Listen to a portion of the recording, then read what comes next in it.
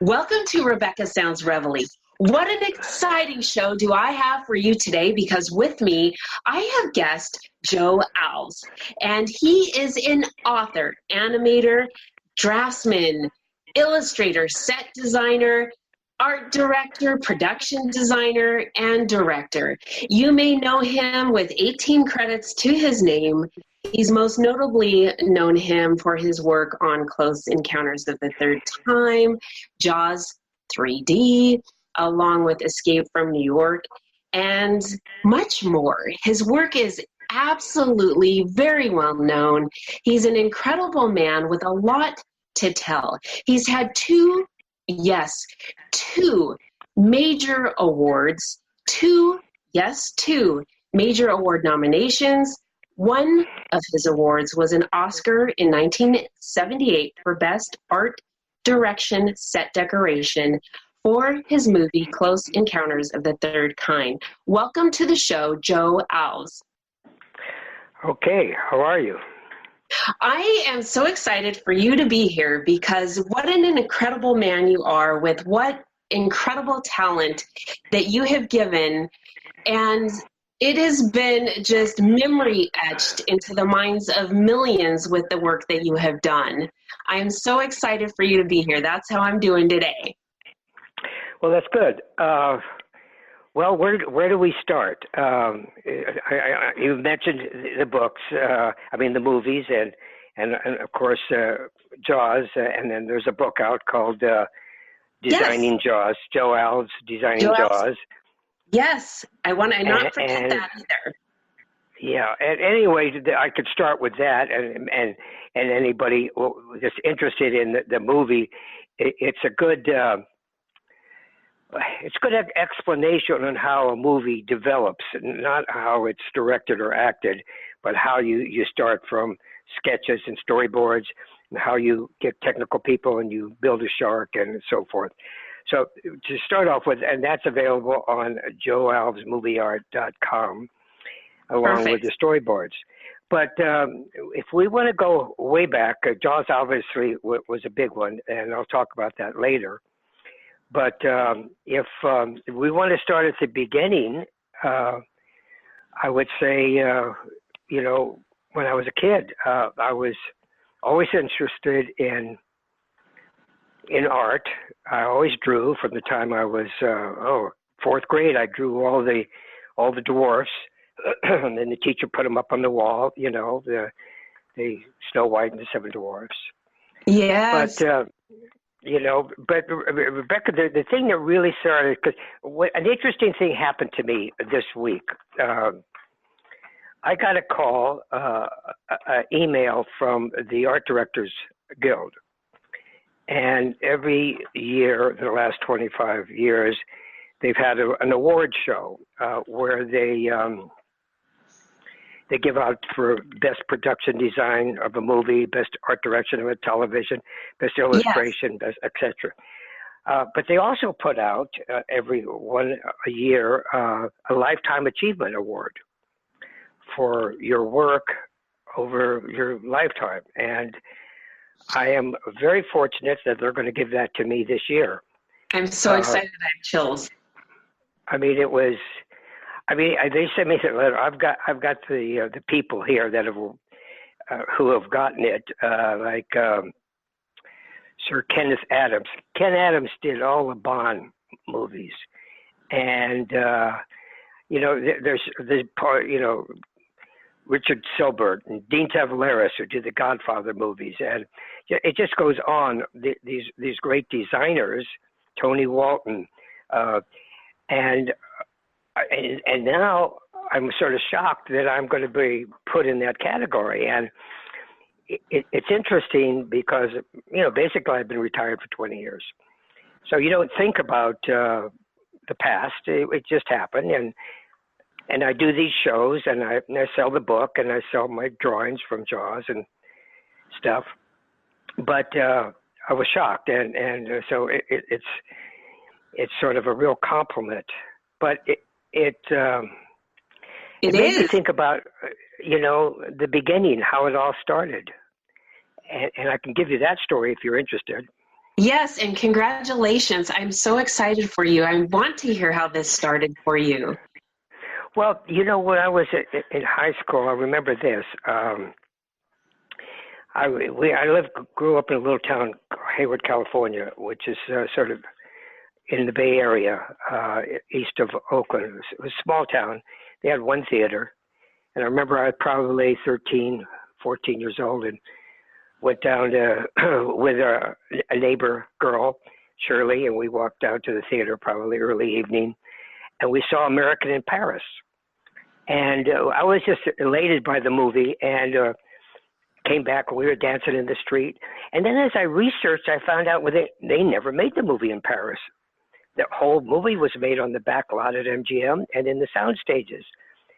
And I discovered that Cedric Gibbons and Preston Ames were the art directors. And I thought, oh my gosh, how do they do that? Who are they? What are they, how do I get there? That's what I want to do. And so that's sort of the start of the whole process of learning, how do I get into the movie business? How do I become an art director or a set designer or whatever the route was that you had to take.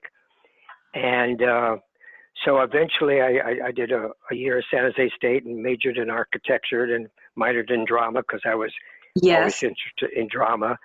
And I used to direct a show in high school, senior extravaganza and stuff. So anyway, and then I kept thinking as I drove to the school, there was a sign that said Los Angeles. And I said, I got to make that turn someday and go down to Los Angeles and get in the movie business. And eventually, I was still young. I graduated high school at 17. I made the turn. I went down and I found an art school called Chenard's Art Institute, which they had classes in motion picture design. So that's what happened. I studied architecture and illustration, and that was the beginning. So, but I didn't. I got a summer job at Walt Disney's. I thought it would be a summer job because I knew somebody that worked there, and it was a friend of mine's wife's father. Well, he did the hiring, and he said, "Well, bring your portfolio." And I said, "Oh, I don't think I'm ready." I was only just turned 19, I think. And he said, "Oh, we'll bring it." So anyway, I go there with the portfolio, and he said, "Well, you're too late for the training program. They draw Mickey Mouse." And so I could put you in special effects, And it was just unbelievable. I got in this room, and there's a board with a light on it, and the lady said, "You just flip the pages and draw in between." And I said, "Okay, I could do that." Anyway, Rebecca, long story short, she had to leave. She was working for Dwight Carlisle, who was assisting Josh Mehta, who was the king animator. He did Night in Bald Mountain, and he did Fire in Bambi. And he was working on a picture for MGM called Forbidden Planet, and they were drawing this id. And through circumstances, it generally takes 3 or 4 years to become an assistant animator. Okay. Dwight had to go to the hospital. I ended up assisting this guy after 2 months and drawing the id for Forbidden Planet. Mm-hmm. And so I'm at Disney, and I'm doing Sleeping Beauty, and I just have to tell you this, and then we'll move on. And I'm designing. One of the fairies are holding a cookie, and this guy reaches over me and corrects the drawing. He said, "No, the cookie should look," and it's Walt Disney. And he used to come and walk around and correct drawings. So you call him Walt. You didn't call him Mr. Disney. So I said, "Well, thank you, Walt."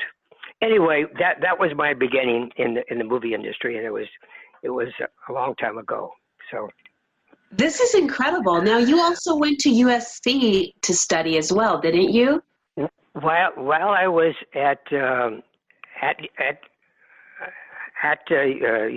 Disney, I started taking classes at SC in motion picture effects and in various because I was still going to school at night, and when I could squeeze it on the weekends to Chenard's, and then I started taking classes in the motion picture department at USC. But I really wanted to get into live action. So after a couple of years of Disney, a friend of mine that I had gone to college with, he had directed a play in college that I was in. He was a senior and I was a freshman. He was in the service. He came back and we were rooming together, and he started directing at this little theater, the Hollywood Playhouse. And so I started designing the sets for the Playhouse, and I built up a portfolio of illustrations and drafting. And then I went around and I got my first job as a set designer. And you start off as a junior, and you're the last to be hired, first to be fired, because there's there was like 5 or 6 major studios: MGM, Paramount, Warner Brothers, etc. And there would be a big picture, like I was at MGM when they're doing Mutiny on the Bounty, and I went there and I was drawing details of boats and stuff. And then that would finish, and you'd go to Fox and do something. So you get knocked around. I was at Warner Brothers and was drawing on My Fair Lady and stuff. So you get an experience, and then eventually you become a senior set designer. Okay. And I landed at Universal, and I worked on this Mad World for months and months. And so that becomes your home, and you become sort of staff. And it's not that way anymore. All that broke up in the 70s. Oh, but that's how okay. it used to be, And then I was fortunate to become assistant art director. And I'll never forget this, because I was working with this art director, Frank Arrigo, who really helped me tremendously how to think about designing. And we were working on a picture called Torn Curtain with Alfred Hitchcock. Ooh. So I remember Hitchcock, the production designer and art director, were away someplace, and his secretary, Peggy, called me and said, "Mr. Hitchcock wants to see you." And I said, "Really? Me?" Because, you call him Mr. Hitchcock, not Hitch. He's pretty well established. He's a big director. They didn't get any bigger at that time. So he calls me in his office, and he says, "Joe," he says, "I want you to build these stairs." Mr. Newman runs down the stairs, and Mr. Whitlock would do the mat shot. Then he comes over to the registration desk, and he leaves. And I said, "Okay, so how about the other side of the set? Do I build it?" No, you just build what I tell you. Because he never wanted to waste money. He just build what I'm going to need. Unlike a lot of directors that want everything. Well, no, because Hitch used to be an art director, so he would plan his shots so that we would just build what we would see, which was okay. That was quite different. There's only a few directors that I've worked with that were that way. Most of them want build me everything, and then I'll decide what I'm going to shoot, Okay. So the pre-planning was to do storyboards, to do layouts, and then he knew what he wanted. Another director I worked with was similar to that, was John Carpenter. I did Escape from New York with John, and he was very cost conscious because he did very, very low budget pictures. But in any case, as it moves on, as working with Hitchcock and I was an assistant. Then I became a full art director. And what happened at that time, Universal was bought by Revue, which was a television studio. And Lou Wasserman was the president, and he came into Universal, and they started taking over Universal. So there was a lot of television now at Universal, and there were still the feature people, but there was a transition that you could make this jump to art director on television easier than on features because there's more television. And I was very fortunate to get a series called Night Gallery with Rod Serling. Yes. And on Night Gallery, I met this young director by the name of Steven Spielberg. I guess you guys have heard about him. Oh, yes. And, yeah. And so Steven and I worked together on a few television shows. And And then I did his first movie called Sugarland Express. And that was his first theatrical film. Mm-hmm. And then we did Jaws together, and then Close Encounters together. So let me ask you, when it goes into the set design and making all of this, actually putting it into fruition, it takes a long time to go from the idea to drawing the illustration and then actually creating whatever the object or scene it is. I'll give you a good example, because this is sort of unusual for a production designer or art director. But yes, it generally takes a while. It depends on the size of the picture, the money. It depends. On television, I used to do like 20 sets a week on Night Gallery, and so you grab whatever is standing, whatever you could steal, not steal, but you borrow from another show, whatever you build, and that was frantic. That was just, I really learned a lot how to show a director, well, we have this corner, if you could do the scene in that corner because this other side isn't finished, and blah, blah, blah. So you really learn quickly how to read a script and then materialize what it should look like. And if it's television, the director doesn't have that much input because he doesn't have time. If it's a Night Gallery where he's doing just a 20-minute show or half-hour show, so you sort of lay it out to him, does this work for you? And so that gave me a lot of experience. And then working on Sugarland Express with Stephen, we became pretty close. And that one was pretty much a road picture. We drive around and find some interesting locations and stuff. So that one we didn't build so much. Jaws is quite different. Jaws is different in this respect. Stephen wasn't on the movie at the beginning. Okay. The producers, Zanuck and Brown, who produced Sugarland Express, what happened was David Brown, whose wife was Helen Gurley Brown, and she was the editor of Cosmopolitan magazine. She had found this book called Jaws, and she said to David, this might make a good movie. And so I was a staff art director. I was working on some television movies at the time. This was after Sugarland. And he called me, and they didn't have a charge number or anything. So he said, I've got this book, and if I could send you the galley sheets, if you could draw wherever there's a shark situation in the book and do some illustrations so we could use those illustrations to sell the studio on the idea of making this shark movie. Right. So that was sort of unusual because there's no script. There was just the book. And Stephen wasn't assigned to it yet because at that time you got assigned, by the heads of the department. And so I started in between doing my other work on the television show because they weren't paying me. They were just, I was staff so I could fit it in when I wasn't doing my other show. So I did about 30 or so illustrations. You'll see some of them on my website. They're charcoal drawings, and they're about 16 inches, 12 by 16 inches, charcoal drawings of the shark getting the cage, the shark hitting the boat, etc., based on the book's idea, not the script. And I would go over to Stephen, and I said, "Oh, you got to do this shark picture." And he'd say, "Yeah, I was going to do wanted to do a pirate movie."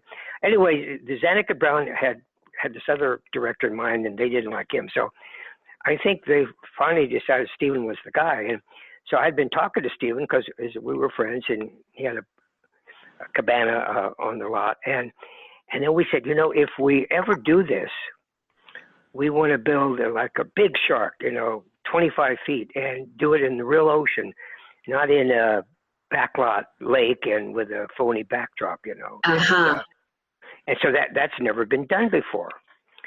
And so in any case, we have a meeting with my illustrations, and all the department heads, the head of editing, the head of camera, the head of art department, and the head of special effects. And so I take the drawings, and I go, and Steven's there, and Richard Zanuck and David Brown are there, big producers. They did The Sting and Butch Cassidy and the Sundance Kid, Yes. and they were really hot producers. So they were waiting to see what the studio's reaction to make this little shark movie, which nobody was too excited about, except Marshall Green, who was the head of production, sort of liked it because he lived on a boat. See, he liked the whole water idea. Okay. And so I did my presentation on the shark and how we needed a full-size shark, I figured 25 feet. And there's a long story about that, but I'll just jump to this. And so he looked at the special effects people and said, can you make this? And they said, well, no, it's never been done. No one's ever built a shark and shot it in the real ocean. He said, it would take us probably a year and a half to develop it. Besides, we have bigger movies. We've got the Hindenburg we're doing. And Marshall got real mad and said, Jaws could be a bigger picture than the Hindenburg. And everybody sort of laughed because Hindenburg was going to be George C. Scott's big movie. And Right. Jaws was just this little shark movie. So the meeting broke up. I was collecting my drawings, and I started walking out. Marshall called me back, and he said, can you get the shark made? And being a young, ambitious, and whatever, I said, yeah, I certainly could try. Yeah, I think I could do that. So, okay. He said, well, take it off the lot. This was unusual because everything was done on the lot. The same, Right. Everything stayed right there. Yeah, so they kept it all in Universal, He said, take it off the lot, find an independent thing to do it. So I was then entrusted with the idea of building a shark. And I set about looking, and I went to the Steinhardt and studied with Leonard Capagni, who was a shark expert. What's the shark look like? I made it's in the book. I made a 4-foot clay model of a white shark, and he helped me detail the things. And he said a perfect shark is about 12 feet. After that, they get really fat and girthy. He said, so a really good-looking shark would be 12 feet, and then we wanted to make it twice that size, so we doubled it 20. We made it like 25 feet. But Okay. it was sleek, That's how it got that shape. So anyway, here's the rub. After much research, and Disney said they would make it, but they wouldn't take it out in the ocean. And somebody else said, oh, yeah, that would take about a year and a half to make. And, so I found someone who mentioned this guy, Bob Matty, who had worked at Disney and had done this giant squid in 20,000 Leagues Under the Sea, a movie made in the late 50s. So I met Bob, and he was all enthusiastic. Oh, yeah, I could do it. He's about in his mid-60s. Very enthusiastic. He said, give me a couple of days. So he came back with a little wire sculpture that it would squeeze. You pull a lever, and the mouth would open and close. So, okay, we got the rights to hire him, and then I hired 6 more guys. We called it the Magnificent Seven. Roy Abergast was going to do the skin. We needed special plastic, urethanes, and stuff to make this thing. Yes. So anyway, back to that. The whole thing that upsets me about Jaws is this. I hear the critics and they said, oh, well, the shark didn't work. The shark didn't work. They had to shoot. Well, let me tell you, that was probably November of 1973. The book came out in February of 74, and the studio said, we got to start shooting this in 2 months. So where's my year and a half to build the shark?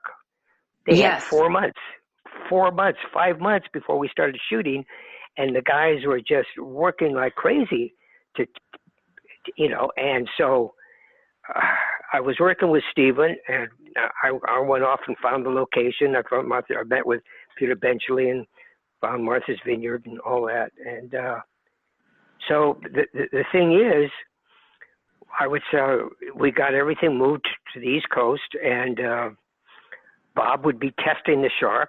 We had 3 sharks, a right to left, left to right, because the opposite side had to be open. And then we had one on a platform that you could makes see. sense. Pardon? That makes a lot of sense. Yeah. So we had all this, and so then I would go to Bob, and he'd say, well, we're going to test the left to right shark, and I'd go to Stephen, and we would sit and do the storyboards. He would rough out ideas, and then I'd go back and develop them. And you see that in the book too. And I said, if it works, we shoot it. If not, it's a test. And that's basically how we made the movie. I mean, Bob had to catch up. We shot everything we could without the shark. We substitute, and we designed these yellow barrels that I had redesigned the boat, and the barrels represented the shark. So you see the barrels coming, and you say, "Well, there's a shark, is there?" You know. So it made it more suspenseful, you know. And so that's basically the story. That's why it was so difficult, is because the guys were trying to catch up to this time to make the shark when they had a third of the time that they were supposed to have. But this is really incredible, because it turned out to be an iconic film, and it is very well known to this day. That's what's a shock to me is we finished the principal photography. There was one shot. Stephen said he wants to go back and start cutting the movie. He said, "Could you direct that sequence?" And it was a little boy getting eaten on the little raft. So it was my first directing gig, and that was sort of fun. Then we came back. We shot stuff in the tank. We used to call it the Esther Williams tank at MGM, with the underwater stuff where the shark attacks the guy in the cage. And we even shot some stuff in my driveway, because some pickup shots that Stephen wanted to do, where they're breaking the boat, and I made a little bit of the hull, and we used a hammer and a hose. And then the really scary shot was the head when it comes out of that hole. And so I built that in my garage, and we used the editor's swimming pool, and we actually stole the head out of the makeup department, and got an underwater camera, and we shot that in our pool. And because Stephen said, they had one screening in Texas.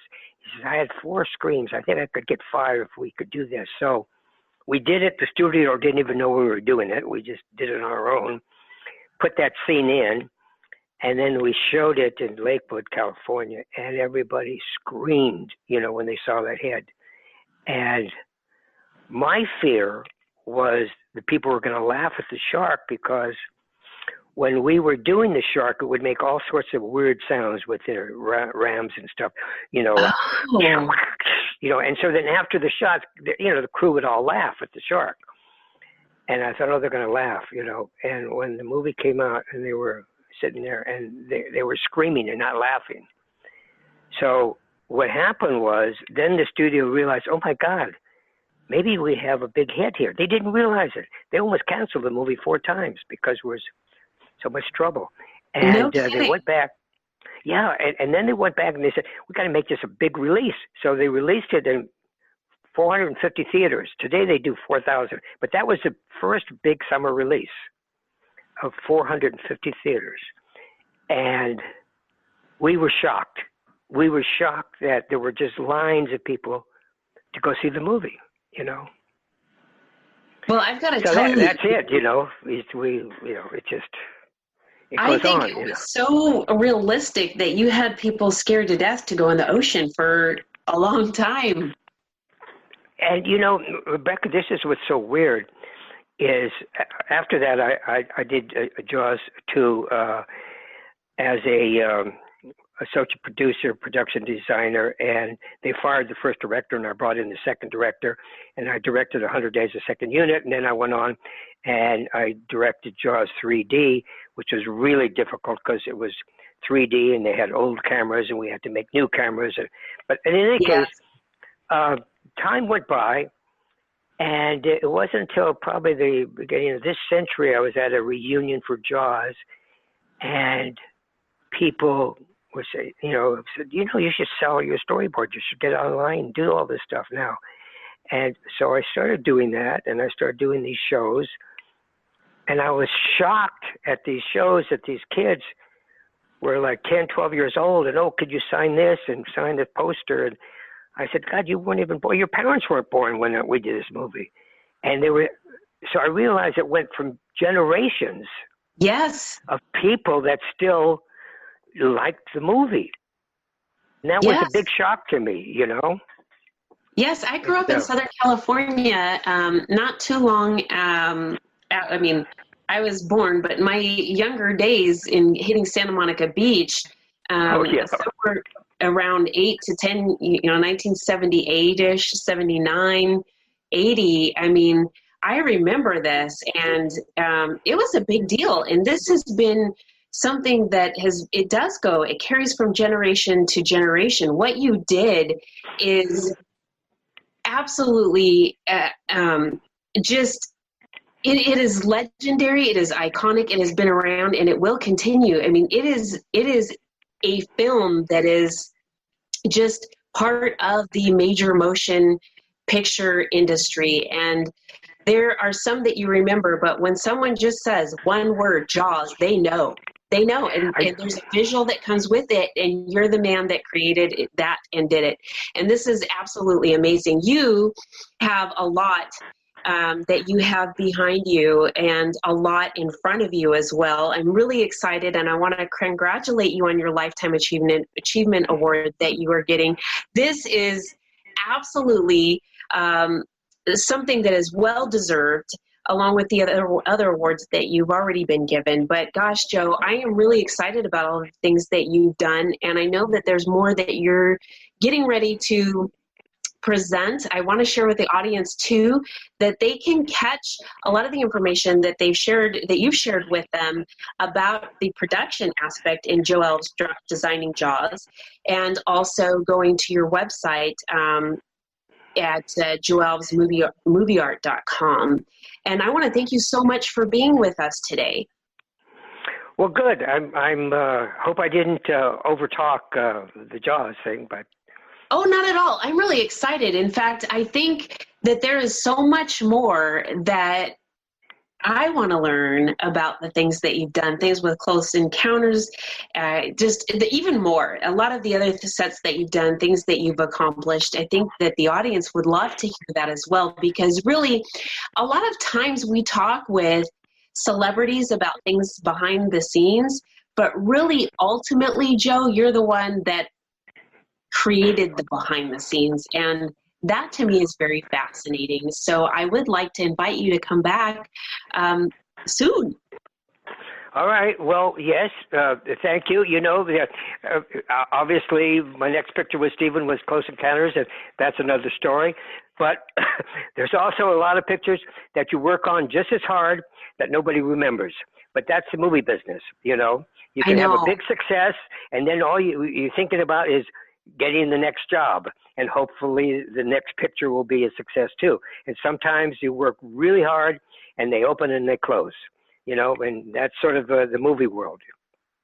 That's true. And it's like that in a lot of professions. And sometimes they say you're only as good as your last whatever. Yeah. But you, Joe, have made a name for yourself, and you're not just as good as your last whatever. You have so many wonderful things. You've got 18 credits to your name, an Oscar. You now have your Lifetime Achievement Award. You are an incredible man. I know. Well, I didn't get an Oscar. I got 2 nominations. Yes. I did get a British Academy Award, though. So. And I'm really excited. And thank you so much for being with us today. All right. Thank you for inviting me. And I want to thank all of you for tuning into Rebecca Sounds Reveille. I ask that you share this with your friends, your family, your coworkers, those that you're close to and those that you're not. And you can catch us again next week. Thanks for tuning in.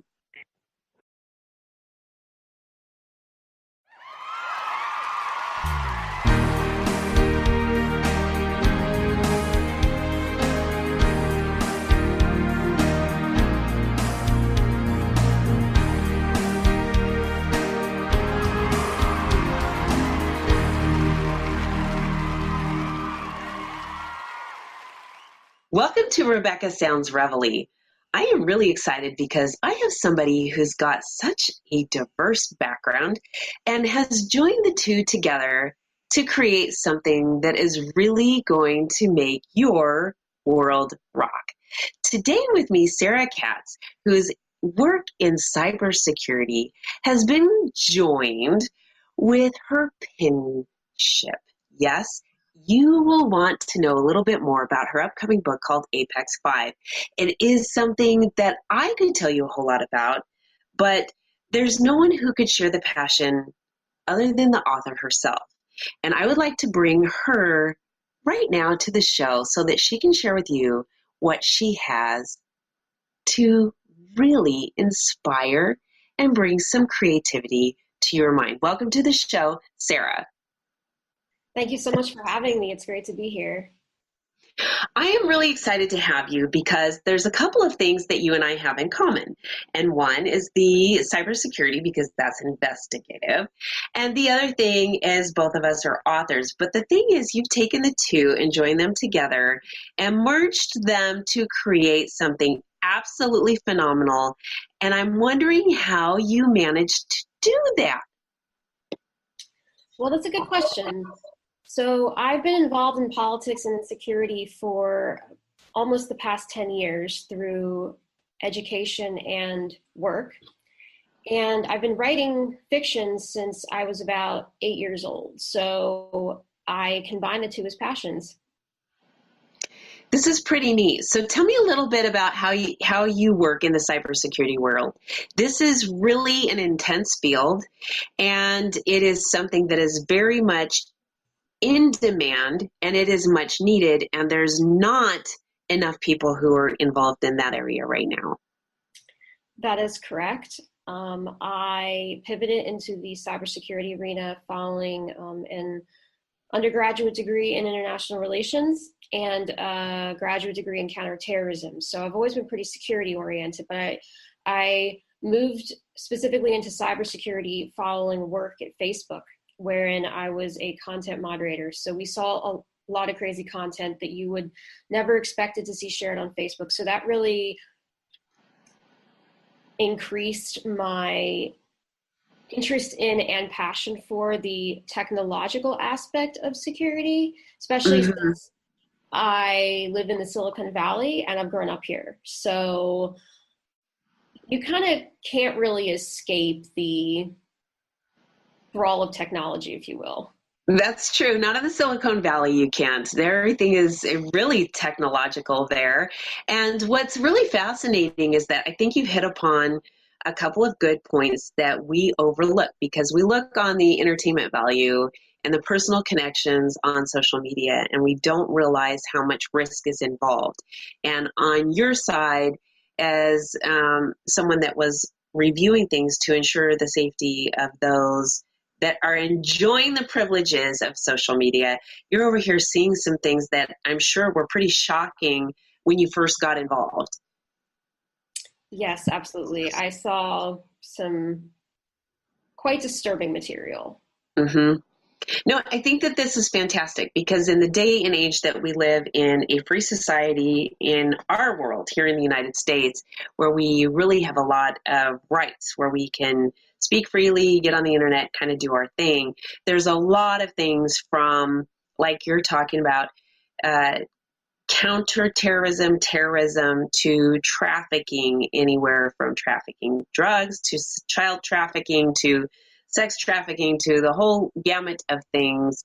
And then some, and we tend to not realize how many risks that are involved when it comes to just the internet. So I think that is fantastic what you're doing. I like that you're an expert in this field and that you do this every day to protect us. And I want to thank you so much for doing that. Oh, thank you. And I want to thank you for taking the opportunity to merge this into something so creative and allow your juices to flow into your new book, Apex 5, which is something that I want you to share with the audience, because this is so incredibly ingenious with what you've done. Thank you. So Apex 5 in a nutshell touches on a prospective future Earth in which humanity has separated into 5 distinct nations. Each nation has evolved around each of 5 colossal megastructures. The origin of these structures is unknown. And it's really a story of evolution, both human and technological, and exploring how humans should never play God, because really it never ends well. And isn't that so true? When humans try to take something into their own hands that is so natural and change it, it just doesn't ever come out the way it should. Exactly. So this is pretty neat. How long did this take from idea to the whole storyline coming to fruition? Because for many writers, some of these things can take many years. Sure. So I've technically been brainstorming the plot of Apex 5 and some of the characters for about 15 years. So it was a long time in the making. It was a long time in the making. That being said, the actual first draft took only about 4 months to write, but there were probably about a year and a half of edits before it got to where it is now. You know, it's so funny because people don't realize how long editing takes, because you've got to go back and reread it, and you've got to go back and it takes longer than writing the book sometimes. Yeah. And then even when you go back and you're editing, because you're looking for not only spell check and grammar, but then you'll reread it and you want to make sure that that sentence really conveys what you want it to convey the right way, at the right time, with the right emotion and all of that. And you're really delivering it in Apex 5. And so you've got more, though, because with 15 years of this idea just developing, it can't just stop right in one book. Oh, no. It's going to extend to at least 3 books in total. See, this is fantastic. A trilogy, a minimum of a trilogy. This is awesome. And so we may be looking at the next mega movie here and what you have going. But let me ask you, too, how difficult is it to keep track of different worlds and characters that are going on with all of that? So that's a really good question. In the universe of Apex 5, it is technically Earth, but it's quite post-apocalyptic. So humankind has more or less completely restarted. And in that sense, it is a whole new unique world. And there are a lot of details that world builders have to keep track of, like a time system, different languages. Okay. Weather patterns, if they're different, and if certain things are different about either the foreign planet you're dealing with, or in the case of Apex 5 of Future Earth, for instance, the planet no longer has one moon. It has like has kind of like a ring of orbiting asteroids that are kind of broken apart and stuck in our orbit. So it looks a lot different from the night sky. Yeah. The night sky looks a lot different. And I mean, of course, it's not, obviously, visually it would look pretty neat, but my shtick is there always has to be like a scientific explanation for things. Like, it's not just up there because it looks pretty. It's up there because the apocalypse that happened kind of changed our orbit. Oh, so, and it placed these pieces there. Yes. And okay, I'm following this, and I'm also thinking about how this could play out down the road. And don't give any details, because we definitely want the audience to get a copy of your book and be able to read for themselves. And it's kind of like a cliffhanger here, because I'm thinking about different things about how these could come to the earth. Anyway, I mean, this is what's really cool about this, Sarah, is that it's just talking about it, allowing my mind to imagine things. And oftentimes we get so caught up in our day-to-day adult world, we forget to imagine. Absolutely. And we don't have fun anymore. Yeah. So this is awesome. This is really neat. So now tell me too, you have already been on exhibition with your book in a couple of different places. Can you share with the audience a little bit about that as well? So Comic-Con San Diego 2018, I was only able to advertise. Unfortunately, I did not attend in person. Worldcon 76, so last August, I exhibited in person. I had a table, and I had a lot of fun with my table partner exhibiting her book, and it was a really great process. The author of the Game of Thrones series, George R.R. Martin, was there, and there were a lot of other neat folks there too. So it was a great experience, amazing networking experience. Also really lucrative for promoting your book in a way that doesn't involve potentially spamming online users with links.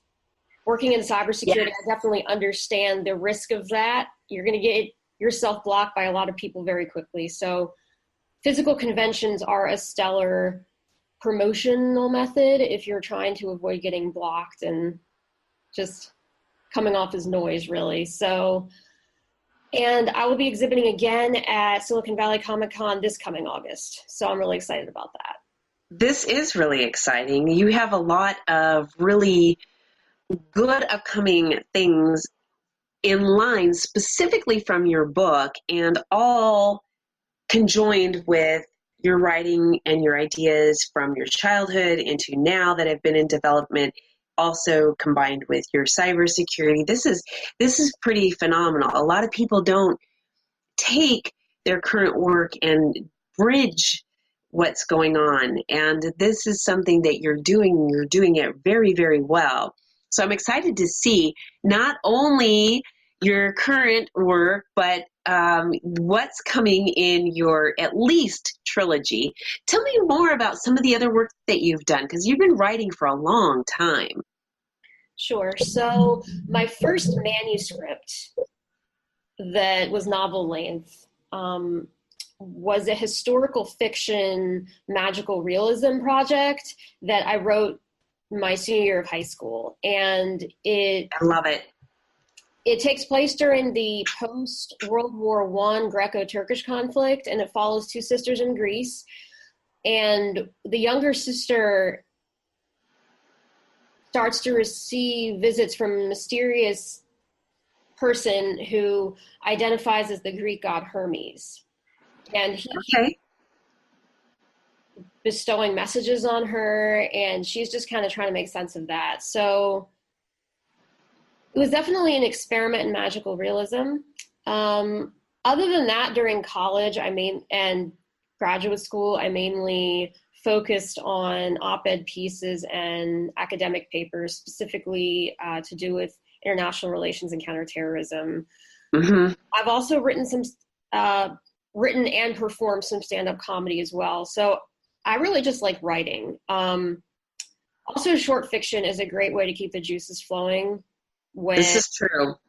Yeah, when you don't necessarily have the time to dedicate to pursuing your longer term projects. It's a great way to keep the juices flowing.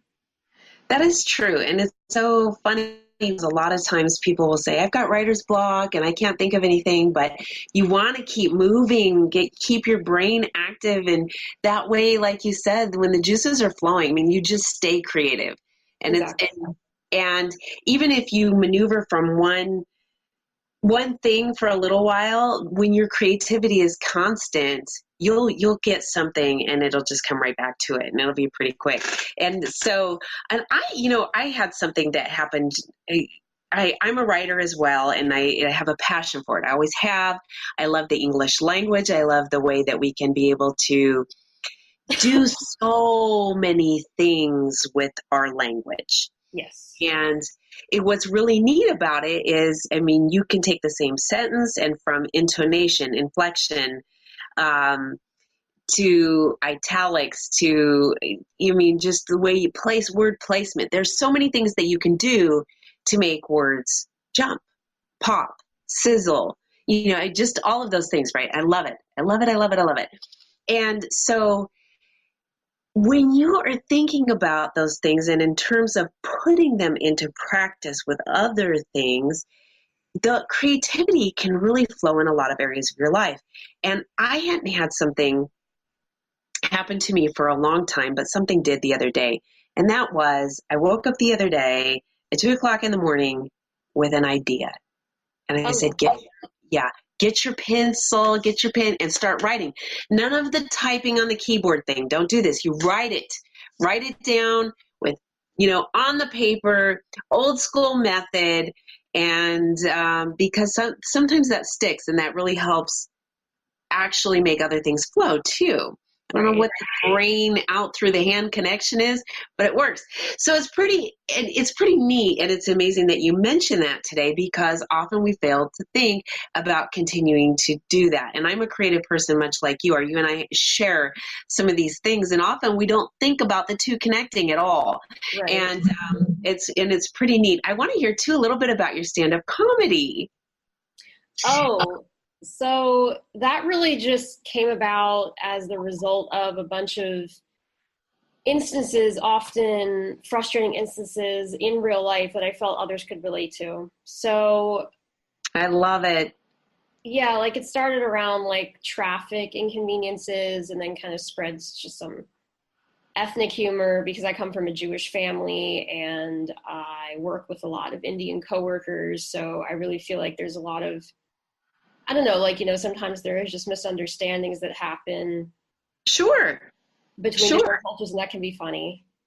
It can be funny. And oftentimes we, in the world we live in, sometimes we've gotten too uptight about things because we're just looking at the surface thing instead of realizing some of these are just because we don't understand. And like you said, so I think that that's pretty refreshing. And it's really nice that you are able to take a step back and really lighten the load on these things. And I think part of that has to do with your creativity, but frustration leads us to creativity, like the invention of the wheel. So I am really excited that you have been on the show today. I'm really excited about your book, your upcoming books, and a lot of the other things that you have going. Can you share with the audience how they can get a copy of your current book, and also where they can connect with you so that they can follow what you're doing and keep watch with where this is going? Because I think that this is going to be a biggie. Absolutely. Thank you. So the book can be purchased on Amazon in Kindle or paperback format. And the title, again, is Apex 5.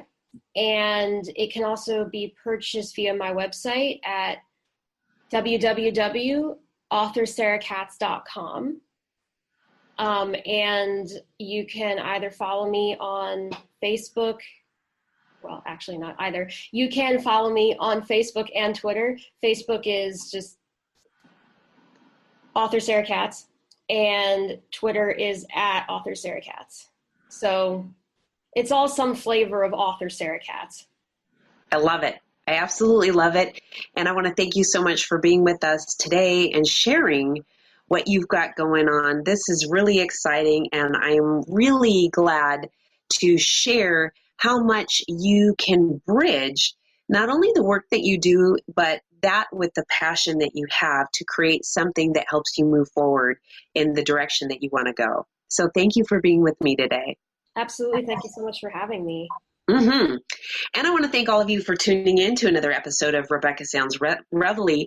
I am really excited about Sarah Katz. She's got a lot going on that you need to kind of check out. So author Sarah Katz, check her out on Facebook, Twitter, see what she's got going on. There's some things to follow here, and possibly a trilogy that might be hopefully getting picked up at some point and hitting the big screen.